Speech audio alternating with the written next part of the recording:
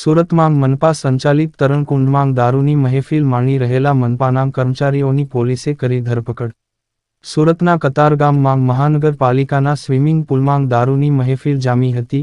આ દરમિયાન કોઈ જાગરૂક નાગરિક તરીકે વિડીયો ઉતારતા મહાનગરપાલિકાના ઓફિસરોમાં ભાગદોડ મચી ગઈ હતી.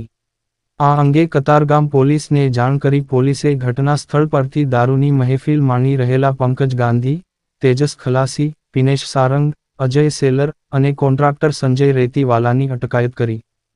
ગઈકાલે સાંજના 8:30 વાગ્યાના અરસામાં સિંગણપુર પોલીસને પોલીસ કંટ્રોલ રૂમ તરફથી એક સૂચના મળેલી કે સિંગણપુર વિસ્તારમાં આવેલ એસએમસીના સ્વિમિંગ પુલમાં અમુક કર્મચારીઓ મહેફિલનું આયોજન કરી અને દારૂનું સેવન કરે છે.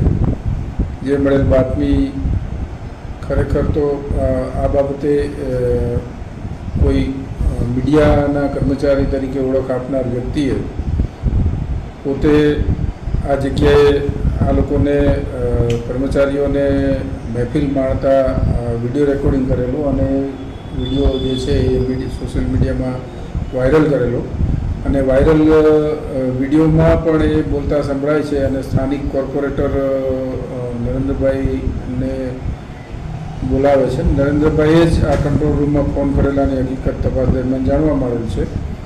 જે વર્દી આધારે સ્થાનિક સિંગણપુર પોલીસ સ્વિમિંગ પુલ ખાતે ગયેલી, જ્યાંથી એક પંકજભાઈ જોશી નામના કર્મચારીની નશા કરેલી હાલતમાં મળી આવતા કાયદેસરની કાર્યવાહી કરેલી અને અન્ય જે 4 કર્મચારીઓ જે છે એ પણ આ સ્વિમિંગ પુલમાં ઇન્સ્ટ્રક્ટર તરીકે ફરજ બજાવતા કર્મચારીઓ હતા, જેમના વિરુદ્ધ મહેફિલ અંગેનો ગુનો રજીસ્ટર કરી આગળની તપાસ